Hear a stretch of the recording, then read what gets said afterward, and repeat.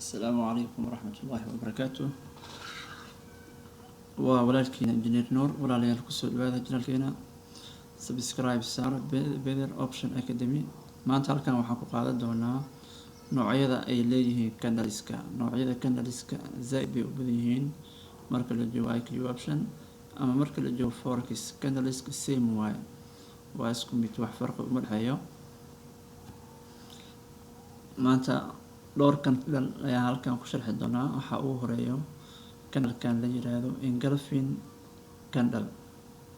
engulfing candle waa marka ay sameysmaan candle weyn oo bullish candle ah oo ku tilmaamaya buy, iyo candle yar oo dhinacan oo ka sameysmo dhanka bidixdiisa oo ku tilmaamaya bearish, waa sell ku tilmaamaya. marka iska dhinac sameysnaan mid yar iyo mid weyn oo midna buy uu yahay midna uu yahay sell ayaa waxaa la yiraahdaa engulfing candle ayaa la yiraahdaa. bullish candle closes above previous candles open. bullish candle wuxuu ku xirmaa meel ka sareyso candlekii ka horeeyay ee furnaa ayuu ku xirmaa. the length of the bullish candle engulfs the previous red candle. bullish candle opens wuxuu furmaa at or lower than the previous candle's close. candlekan waa marka candle suuqa saameyn weyn ku leh. waa qaabka u shaqeeyo. waa arki mar wuxuu sameynaa continuation oo sameynaa, marna wuxuu sameynaa reversal ayuu sameynaa. asagoo lagu talagelay doono engulfing candlekan waan arki doonaa. waxaan u gudbayaa candleka labaad, waxaa la yiraahdaa spinning tops. waa laba candle oo qaabkan u sameysan, ayagana waxaa la yiraahdaa spinning tops. waa candleska nooc ka mid ah. waxaa ku xig candle kale la yiraahdo Marabuza candle. waa candle laba candle oo qaabkan u sameysan, midna uu yahay sell midna uu ku tilmaamayo buy. markay sameysmaan oo ay labadan candlena labada dhinac way ka siman yihiin, waa jinjin waaye, kor iyo hoos ba same waaye. wuxuu kala duwan yahay male. inta open waa meesha ka furmay, intan close waa meesha ku xirmay, intan high waaye meeshii sare, intan low waa meeshii hoose. halkan inta open oo kasoo furmay, kan close halkan ku xirmay. waxaa ku xig hammer candle.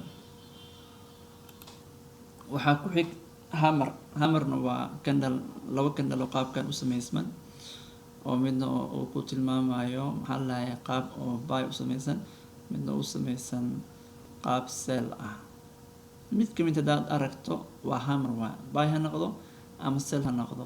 waa qaabkan, waa candle oo korka weyn oona la fiid dheer leh, waxaa loo yaqaanaa hammer. meeshaad ku aragto candlekan magaciisa iska fahan.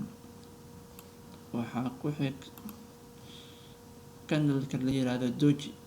waa mid kamid ah candleska dhowr nooc oo kala baxaa. kan doji asigoo qaabkan ah, long leg doji asigoo qaabkan ah, dragonfly doji asigoo qaabkan u sameysan, graphstone doji asigoo qaabkan u sameysan.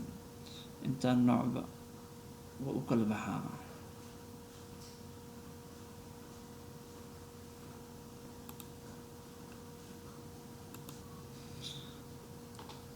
candleska intaan way ka badan yihiin, laakiin waan soo koobay.